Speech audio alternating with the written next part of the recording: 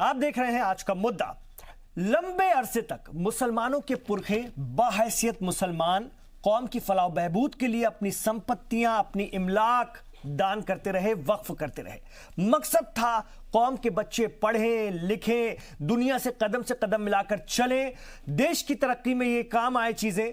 उन जमीनों पर सबके लिए स्कूल बने, अस्पताल बने, गरीबों की मदद के इदारे बने।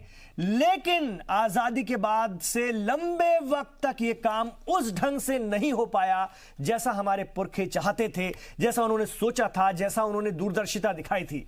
लेकिन अब वजीर आजम नरेंद्र मोदी की क़यादत वाली मौजूदा सरकार से उम्मीद जागी है। सिर्फ उम्मीद ही नहीं बल्कि यकीन भी जागा है। सरकार का कयाम होने से पहले ही पीएम कहते हैं कि हम सबका साथ, सबका विकास और अब सबका विश्वास चाहते हैं। तो सरकार बनते ही वजारत अक़लियती उमूर एक के बाद एक बड़े बड़े फैसले ले रही है। आज मरकजी वक्फ बोर्ड की 80वीं बैठक के बाद मरकजी वजीर मुख्तार अब्बास नकवी ने ऐलान किया कि आजादी के बाद पहली बार पीएम मोदी की क़यादत में देश में वक्फ इमलाक पर school, college, hospital, community hall बनाने के लिए प्रधानमंत्री जन विकास प्रोग्राम के तहत 100% फंडिंग की जाएगी सरकार की तरफ से। मुसलमानों की तालीम, तरक्की, फलाह बहबूद का काम जंगी सतह पर किया जाएगा, युद्ध स्तर पर। पूरे मुल्क में ऐसी इमलाक का 100% डिजिटलीकरण कर दिया जाएगा। मतलब कोई गड़बड़ी की संभावना ही ना रहे। ये जो कब्जे हो रखे हैं, लोगों ने किराए पे डाल रखी है, लोग बरसों से किराया खा रहे हैं, अब उनकी असलियत सामने आ जाएगी, चूल्हे हिल जाएंगी। इस मंसूबे के तहत मुल्क के पिछड़े इलाकों और तबकों, खासतौर से मुस्लिम लड़कियों की तालीम और रोजगार के लिए बेसिक सहूलियात पहुंचाई जाएगी जहां ये अब तक नहीं पहुंची। सोचिए, वक्फ की हजारों एकड़ जमीनों, उनकी इमारतों के क्या अच्छे दिन नहीं आने वाले हैं, जो इनका इस्तेमाल अब गरीब मुसलमानों के लिए होगा, उन बच्चियों की तालीम के लिए होगा, उन लड़कों की जिंदगी के लिए होगा जो इस मुल्क का मुस्तकबिल बनने जा रहे हैं। जो हमारे पुरखों ने सोचा था 1000 साल तक हिंदुस्तान में जिस कौम का शासन रहा, उसको पिछले 70 सालों में इतना पीछे कर दिया गया, इतना पीछे कर दिया गया कि वो अपनी संपत्तियों का भी इस्तेमाल ढंग से नहीं कर पा रही है। और उसी के कुछ ठेकेदारों ने उस संपत्ति का बेजा इस्तेमाल किया अपने घरों को भरने में, एक पूरा फायदा उठाते हुए। कितना बड़ा काम होने जा रहा है, सोचिए, तमाम जिंदगियों को बदलने के लिए। इसी पर हम आज बात करेंगे। मेरे 5 सवाल है जिनके इर्द गिर्द हमारी चर्चा घूमेगी। हमारा आज का पहला सवाल है, क्या अब वक्फ इमलाक के सही इस्तेमाल का वक्त आया है? क्या अब वक्फ इमलाक के सही वक्त का इस्तेमाल आ गया है? हमारा दूसरा सवाल, वक्फ इमलाक पर कब्जा करने वालों की क्या अब खुलेगी पोल? तीसरा सवाल हमारा आज का, मुसलमान लड़कियों की जिंदगी में क्या बड़ा इंकलाब लाने जा रही है मोदी हुकूमत?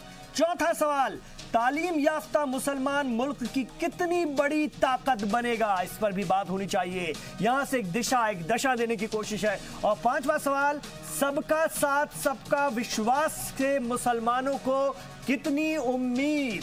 ये भी बहुत बड़ा सवाल है। थोड़ी देर पहले प्रकाश जावड़ेकर ने जब अपने कैबिनेट के फैसलों के बारे में बताया तो उन्होंने कहा कि कैबिनेट ने मंजूरी दे दी है ट्रिपल तलाक को लेकर एक बार फिर संसद में बिल पेश करने जा रही है मोदी हुकूमत। उन तमाम महिलाओं ने, खवातीनों ने बड़े पैमाने पर ऐसा माना जा रहा है वोट किया है जिनकी जिंदगी में ये ट्रिपल तलाक, तलाक बिदअत ने भूचाल ला दिया था। आज वो चाहती हैं कि ये बिदअत हमारे मुआशरे से हमेशा हमेशा के लिए खत्म हो जाए। तो बहुत सारे काम होने हैं और अभी शुरुआत है, लेकिन शुरुआत में आप देखिए जंगी पैमाने पर हो रहा है। रोज बैठकें हो रही हैं, रोज ऐलान हो रहे हैं, रोज काम शुरू हो रहा है। ये बहुत बड़ी बात है, ये बहुत बड़ी बात है। मतलब नीयत साफ है, ऐसा लगता है नीयत कुछ करने की, वरना ये काम मिड ईयर में किया जा सकता था, 2.5-3 साल गुजरने के बाद किया जा सकता था, ये दिखाने के लिए कि देखिए जी वोट आने से पहले जरा आप लोग याद रखें, इसलिए। लेकिन नहीं, सरकार बनते ही काम हो रहा है। तो इसको हम कैसे देखें, कैसे समझें, इस पर हम बात करेंगे। मेरे साथ बहुत अच्छा पैनल भी होगा। आइए मैं उनका तारुफ आपसे करवा दूं।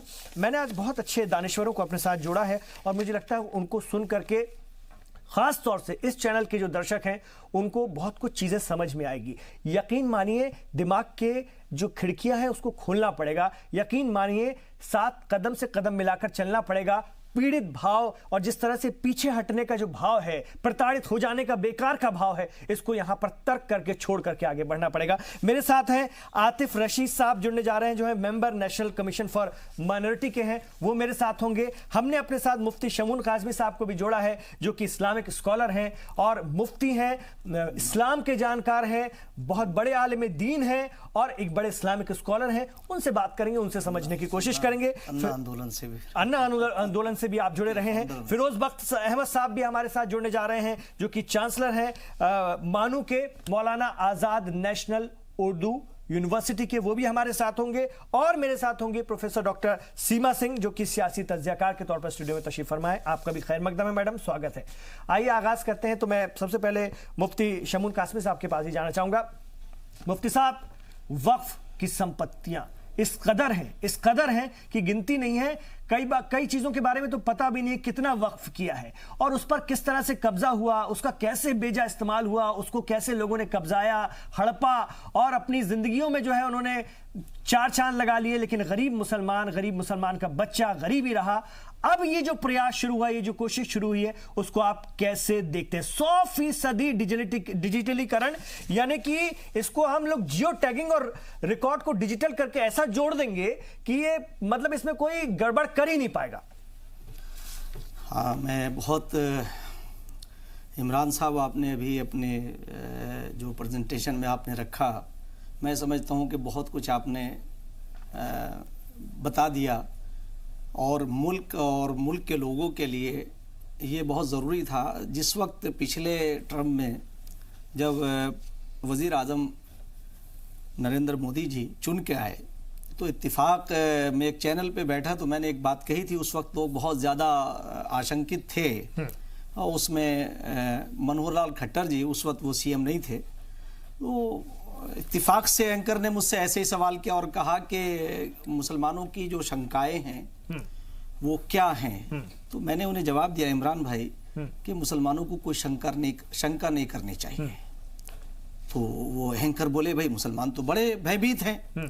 तो मैंने उनसे कहा कि मुसलमानों के भयभीत होने की वजह यह है कि पिछले 54 सालों से, इन 70 साल में 54 साल एक विशेष पार्टी ने हुकूमत की, यानी कांग्रेस ने।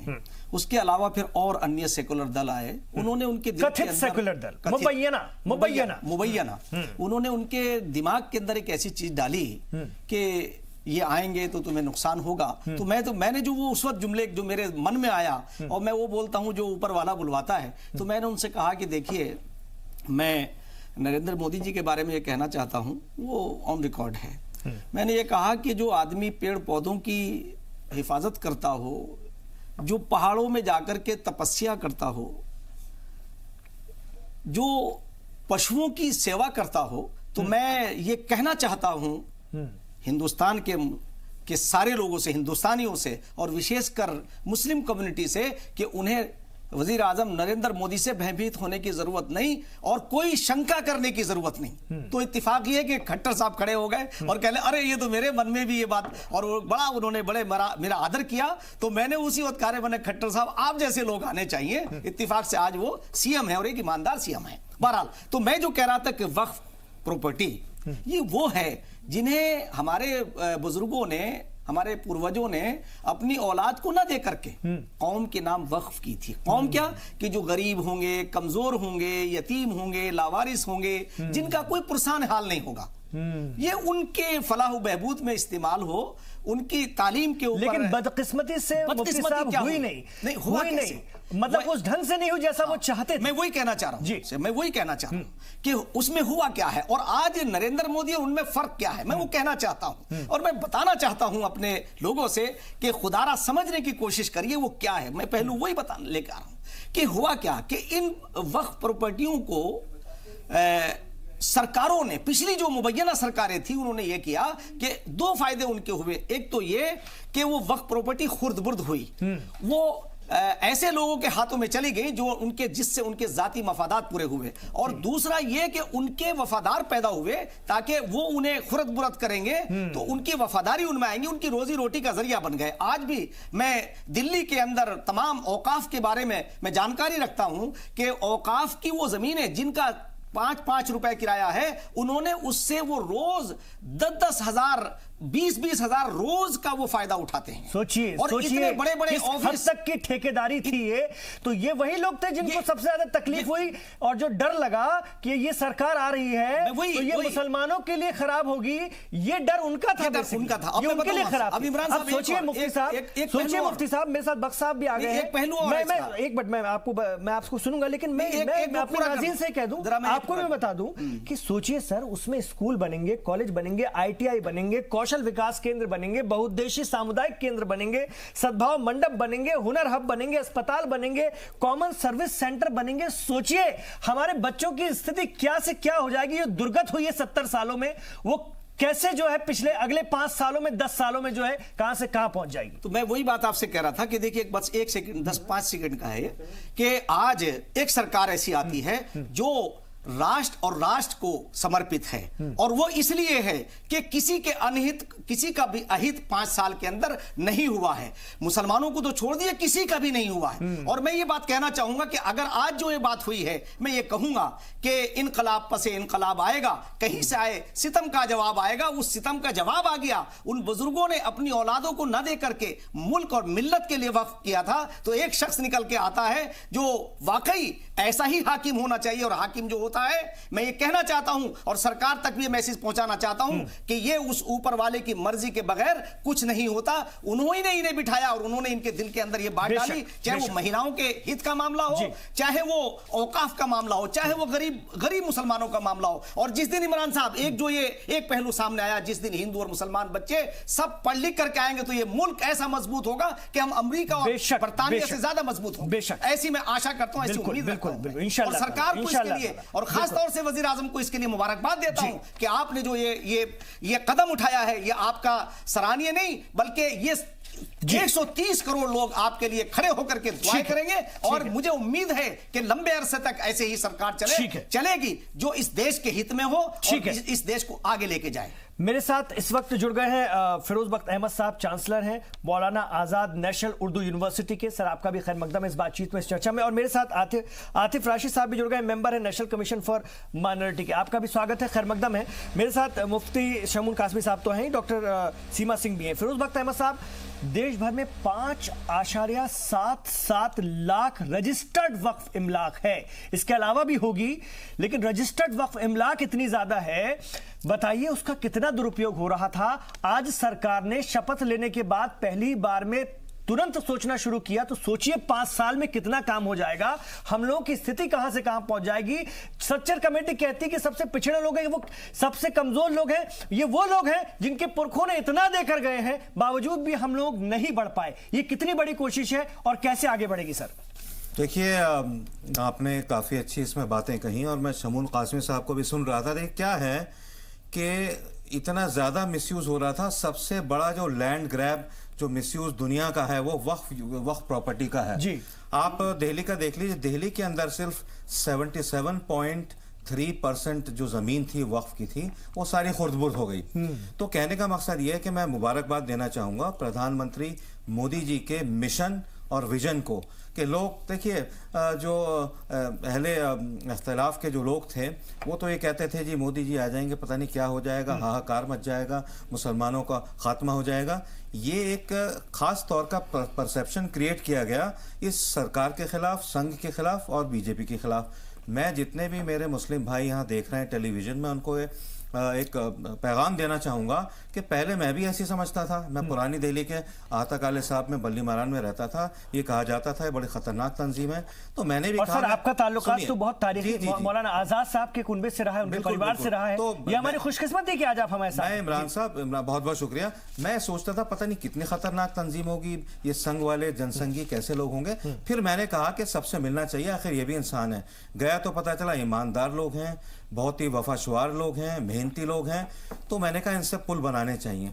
तो ये मेरे ख्याल से मुसलमानों को समझना चाहिए, जो समझते हैं कि ये ख़तरनाक लोग हैं, गलत लोग हैं, तो ये बिल्कुल एक गलत परसेप्शन बना दिया गया है, चाहे वो कांग्रेस के जरिए बनाया गया हो या उन चैनल्स के जरिए जो कांग्रेस की सर आजम खान जैसे लोग तो अभी भी कह रहे हैं कि ये धोखेबाजी है। मदरसों को हाईटेक बनाने के बारे में वो कहते हैं कि वहां से गोडसे और प्रज्ञा ठाकुर नहीं पैदा होते हैं। आप तंज देखिए, आप तंज देखिए, और तंज करने का जो लहजा है, कहां बात को ले जाने का जो तरीका, मतलब किधर मुसलमानों को ले जाने की कोशिश है, ये देखिए। मैं एक छोटा सा आपको जरा एक छोटा सा शाखसाना है, सुन लीजिए।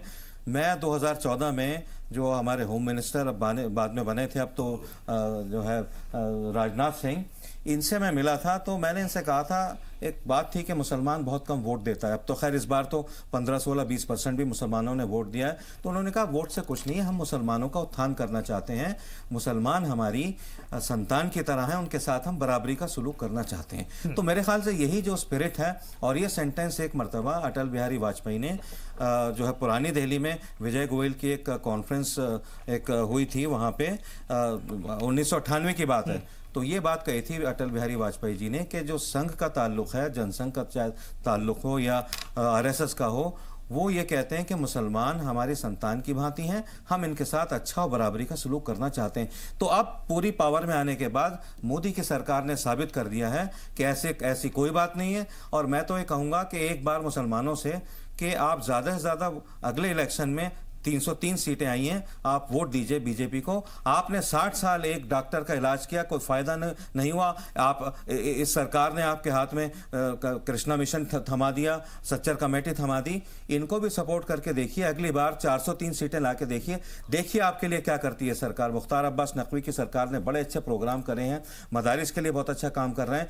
5.3 बच्चे हमारे इस बार IAS में आए, यानी 1947 से पहली बार 3%, 2%, 2.5%। तो इसका मतलब यह है कि सरकार मुसलमानों से जुड़ी हुई है, और मुसलमानों से तुष्टीकरण के हिसाब से नहीं जुड़ी हुई है, सशक्तिकरण के हिसाब से जुड़ी हुई है। बहुत बड़ी बात, बहुत बड़ी बात। एम्पावरमेंट, कोशिश वही होती थी, यही नारा है जी। मुख्तार अब्बास लोग ये चाहते हैं मेरी, उन्होंने यही कहा इमरान के अपीजमेंट विदाउट एम्पावरमेंट। बहुत बड़ी बात, लोग देख रहे हैं इस चीज को, बहुत बड़ी बात है। और आतिफ रशीद साहब, लोग ये चाहते हैं, कुछ लोग ये चाहते हैं कि मुसलमान जिद्दी बने, उनको जिद्दी बनाओ, उनको हर उनकी जो जिद है उसको पूरा करने वाला ऐसा बनाओ ताकि वो जिद्दी बने रहे, और दूसरी कम्युनिटी से उनका इख्तिलाफ होता रहे, दूरियां बढ़ती रहे, तब हमारा रास्ता सीधा होगा, तब हमारी सियासत सही होगी। इस सरकार ने इस दूरी को पाटने की काम किया है। और जो बात फिरोज साहब कह रहे हैं कि बराबरी पर लाना, कि हम बराबरी का मानते हैं, हम सब एक हैं, हम सब मिलकर साथ चलेंगे, ये बहुत बड़ी सोच है। क्या लगता है, इस दूरदर्शी सोच का असर वाकई देखने को मिलेगा या अभी इस पर और काम करने की जरूरत है? देखिए इमरान भाई, थोड़ा सा मुझे 2-3 मिनट में चाहूंगा। मेरे उस्ताद अभी फिरोज बख्श साहब बोल रहे थे, बहुत अच्छी बात उन्होंने बोली है। मैं थोड़ा सा ना इसको गौर करने की जरूरत है। क्या है कि अभी 2019 का जब लोकसभा का चुनाव चल रहा था, बहुत सारी मुस्लिम बेल्ट में हमारा जाना होता था, मिलना होता था, लोगों से अपील करते थे, लेकिन अक्सर व बेशतर उनमें जो लोग थे वो इस उम्मीद पर बैठे हुए थे। मतलब मैं आपको बताऊं, आपको बड़ी हंसी आएगी कि 23 मई को मुझे बहुत सारे मुसलमानों ने इस तरीके के मैसेज दिए कि सहरी मोदी राज में और इफ्तार राहुल राज में। तो वो असल में क्या है कि वहां पर मुसलमानों के बीच में पिछले 70 साल से एक फियर पॉलिटिक्स करी जाती है, खौफ की राजनीति करी जाती है, और उस खौफ की राजनीति के बदले में उनको सिर्फ एक ही चीज दी जाती है, और वो एक ही चीज क्या दी जाती है कि हमने भाजपा को हरा दिया जी, हमने भाजपा को हरा दिया, मुसलमानों आप पर एहसान कर दिया, अब आपको हमसे कुछ नहीं चाहिए बदले में। वो इसी खौफ की राजनीति के आड़ में पिछले 70 साल से अपनी राजनीति चलाते आ रहे थे। लेकिन होता क्या है कि 353 सांसदों के साथ भारतीय जनता पार्टी नेतृत्व वाली एक सरकार बनती है। आप अंदाजा लगा सकते हैं कि 70% से अबव जिस अलायंस के साथ सांसद हो तो कितनी मजबूत सरकार हो सकती है, ये आप बखूबी जानते हैं, बहुत बेहतर तरीके से जानते हैं। उसके बाद देखिए, एक व्यक्ति था जो चुनाव से पहले ऐलान करता है मैं 72,000 रुपए दूंगा, एक व्यक्ति है जो चुनाव के बाद खड़े होकर ये बात कहता है, 353 सांसदों के साथ खड़े होकर कहता है कि साहब ये जैसे इस देश के गरीब और दलितों को छला गया, ऐसे ही इस देश के माइनॉरिटी को छला गया। अच्छा होता कि उनके स्वास्थ्य की चिंता की जाती, अच्छा होता कि उनकी शिक्षा की चिंता की जाती, अच्छा होता कि उनमें जो बेहतरीन टैलेंट है उनको बाहर निकाला जाता, अच्छा होता उनको भी नेशनल लेवल पर, स्टेट लेवल पर, नेशनल लेवल पर और इंटरनेशनल लेवल पर नाम कमाने का मौका दिया जाता, तो वो ज्यादा बेहतर होता, बजाय इसके कि उनको एक खौफ की और फियर की पॉलिटिक्स में। देखिए ये सच्चाई है, इसको आपको स्वीकार करना पड़ेगा। उत्तर प्रदेश में जाके देखिए, उत्तर प्रदेश में जिस मुसलमान से मिली है वो ये मान के चल रहा था कि महागठबंधन जीता पड़ा है। टिप्पणी करूंगा इनकी आतिफ रशीद की बात पे। उसके बावजूद भी जो मुसलमानों का वो गरीब तबका था, वो गरीब तबका जो था जिसके घर में किसान निधि के 2000 रुपए आए थे, मुसलमान वो गरीब बहन जिसके घर में उज्ज्वला योजना से सिलेंडर आई थी, मुसलमान वो गरीब गांव जिन्होंने कभी 70 साल में, आजादी के 70 साल में रोशनी नहीं देखी थी, उनके गांव में बिजली आ गई, उन्होंने उसका रिएक्शन दिया। उन्होंने अपने वोट के ठेकेदारों को मौका नहीं लगने दिया, उन्हें भापने नहीं दिया। चुनाचे उसी का परिणाम है कि उत्तर प्रदेश में 10% से 12%, 15% के और कहीं कहीं तो 25% के करीब भी मुसलमानों का वोट मिल गया किसी लोकसभा सीट में। वो यही हुआ कि वो मुसलमान धीरे धीरे समझने लगा। बिल्कुल, फिरोज बख्श साहब भी कुछ कहना चाह रहे हैं सर आपकी बात पर। चुनाव जीतने आतिफ रशीद साहब कुछ कहना चाह रहे हैं। फिरोज बख्श साहब। हाँ, आतिफ मैं एक बात कहना चाहूंगा। पहले तो ये कि आप मेरे बहुत लायक स्टूडेंट्स में से एक हैं और बहुत समझदारी की आपने बात करी है। अभी आपने जो कहा, देखिए क्या है, कांग्रेस ने और दूसरी the so called secular parties ने मुसलमानों को जनसंघ से, भाजपा से, आरएसएस से डरा के रखा है कि ये तुम्हें जीने नहीं देंगे, ये तुम्हें खत्म कर देंगे। ये जो एक फियर साइकोसिस क्रिएट किया गया है मुस्लिम साइकी के अंदर, इससे बड़ा नुकसान हिंदुस्तान को पहुंचा है और इससे सबसे ज्यादा नुकसान मुसलमानों को और खुद सरकार को पहुंचा है। अब अल्लाह का शुक्र है फियर साइकोसिस खत्म हो गया है, दीवारें खत्म हो गई, दीवारें गिरा दी गई हैं। जो मुसलमानों, आरएसएस और बीजेपी के बीच में दीवारें खड़ी कर दी गई थी आतिफ, वो दीवारें अब दे आर नाउ फॉलन, उनको they are razed to the ground. बिल्कुल, और कुछ लोग अभी भी नाकाम कोशिश कर रहे हैं, वो करते रहेंगे, लेकिन अब नहीं लगता कि मुसलमान उनके झांसे में आने वाले हैं, जिनकी जिंदगी में, उनकी वक्त प्रॉपर्टी में उनके लिए स्कूल, कॉलेज, अस्पताल बन जाएंगे, जिनको सस्ता इलाज, आसान इलाज मुहैया हो जाएगा, जिनकी बच्चियों को पढ़ने के लिए पैसा मिलने लगेगा, वो क्यों इनके झांसे में आएंगे? और जो इनके झांसे में उसके बावजूद भी आता है इस तरह की बातों में, मैं ये नहीं कह रहा कि किसी राजनीतिक दल को चुनिए या ना चुनिए, वो बात नहीं है। गलत बात, दुष्प्रचार, डर, खौफ, उस तरह का जो झांसा होता है उसमें न आना, यही सच्ची समझदारी है। डॉक्टर सीमा जी के पास मैं जानना चाहूंगा। सर मैं अभी आ रहा हूं। डॉक्टर सीमा, 19 मुस्लिम बुद्धिजीवियों ने चिट्ठी लिखकर पहल की तारीफ की है, कहा है कि ये बहुत अच्छा काम कर रही सरकार। इसमें कुछ वो भी लोग भी थे जो मुखालिफिन माने जाते हैं, उलमा हजरात हैं जो मजहब के आधार पर टैकल करते हैं, दिशा देने की कोशिश करते हैं, लेकिन उन्होंने माना कि इस मामले में सरकार अच्छा काम कर रही है। कैसे आप देखती हैं?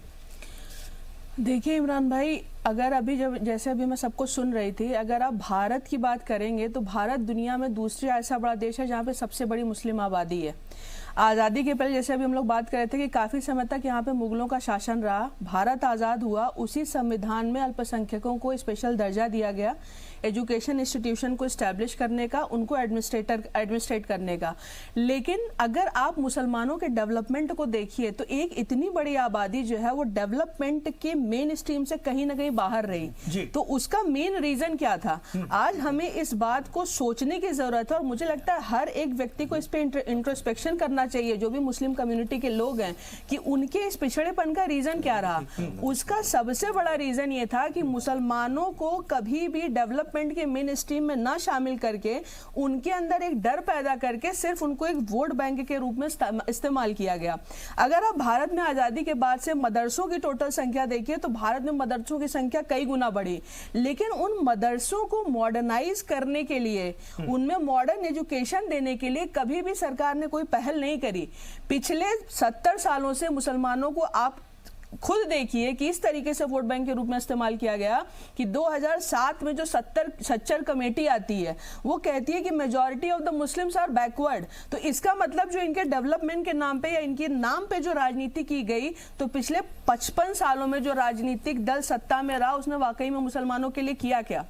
दूसरी बात यहाँ पे एक इंपॉर्टेंट ये है कि देखिए दुनिया में एक, मुझे लगता है चाहे वो कोई भी धर्म हो, हर धर्म में एक लेवल तक कुछ लोगों का एक धार्मिक वर्चस्व रहा है, लेकिन इस्लाम में वो वर्चस्व अब जाके टूट रहा है। इस्लाम में जो लोग इस धर्म को डोमिनेट करते हैं वो धर्म के आगे मुसलमानों को सोचने ही नहीं देते। वो ये कहते हैं कि हमको सरकार ने क्या दिया, लेकिन अब मुसलमान ये सोचने लगा है, या जैसे मोदी सरकार जो काम कर रही है उनका मेन मकसद ये है कि अब मुसलमान ये सोचे कि हमें खुद इस देश के साथ मेन स्ट्रीम में शामिल होकर के इस देश के डेवलपमेंट के लिए क्या करना है। हर बार इस नाम पे कि इस्लाम में लोगों का इंटरफेरेंस हो रहा है इसलिए हम लड़कियों को पढ़ने नहीं देंगे, उनको बढ़ने नहीं देंगे। ट्रिपल तलाक को लेकर मैं सीमा जी आपको बता दूं, अभी प्रकाश जावड़ेकर ने थोड़ी देर पहले प्रेस कॉन्फ्रेंस की, उन्होंने कहा कि ट्रिपल तलाक को लेकर हम बिल ला रहे हैं, कैबिनेट ने उसको मंजूरी दे दी। मतलब ये सरकार जो है अपने रास्ते पर चलेगी, आप सर पटक लें, वो अपना काम करेंगे, जो सच है वो जो रहा है, जो उनके वादे थे और जिससे समाज सुधरता है वो करेंगे। ये एक बहुत बड़ी बात है और इस ताकत के साथ है, इसलिए आप कितना भी सर पटक लीजिए काम तो होगा। नहीं, इसमें एक तो इसमें ना सरकार का एक बहुत स्ट्रांग मैसेज भी हो रहा है। खुद आप देखिए मुसलमान महिलाओं की एक अच्छी खासी आबादी है, उस अच्छी खासी आबादी को कभी आप ट्रिपल तलाक के नाम पे, कभी हलाला के नाम पे, कभी पढ़ने नहीं देंगे के नाम पे आपने एक गुलाम बना के रखा हुआ है। उनको आप मेन स्ट्रीम में शामिल क्यों नहीं होने देते? अगर हिंदू लड़की शिक्षित हो सकती है तो मुसलमान लड़की को शिक्षित क्यों नहीं होना चाहिए? वक्फ की जो आप बात कर रहे हैं, इतना बड़ा जो है ये मिस अप्रोप्रिएशन ऑफ लैंड जो वक्फ प्रॉपर्टी का हुआ, इतने समय से किया जाता रहा, जिनके लिए इस्तेमाल होना चाहिए था उनके लिए इस्तेमाल हुआ ही नहीं है। तो अब मेरा ये कहना है कि जैसे यहाँ पे बैठे हुए जो बुद्धिजीवी लोग हैं, जो लिबरल हैं, अब उनके सामने आने का समय है। वो ये बताएं मुसलमानों को कि तुम्हारे लिए क्या सही है क्या गलत है। ये बहुत अच्छी बात है डॉक्टर सीमा की आज जो मेरे साथ बैठे, चाहे वो उलमा हो, चाहे वो दानिश्वर हो या बड़े ओहदे पर लोग हो, वो एक सुर में समझाने की, बताने की कोशिश कर रहे हैं। यकीन मानिए ये कोई प्रोपेगेंडा नहीं है, ये आपकी जिंदगी को, हमारी जिंदगी को बेहतर बनाने का सबसे बेहतरीन गोल्डन मौका है। इसे न चूकिए, न छोड़िए। अल्लाह कुछ मौके बार बार नहीं देता है, बस उसको पहचानने की जरूरत होती है। यकीन मानिए अगर हमने उसे पहचान लिया तो हमारी कौम, हमारी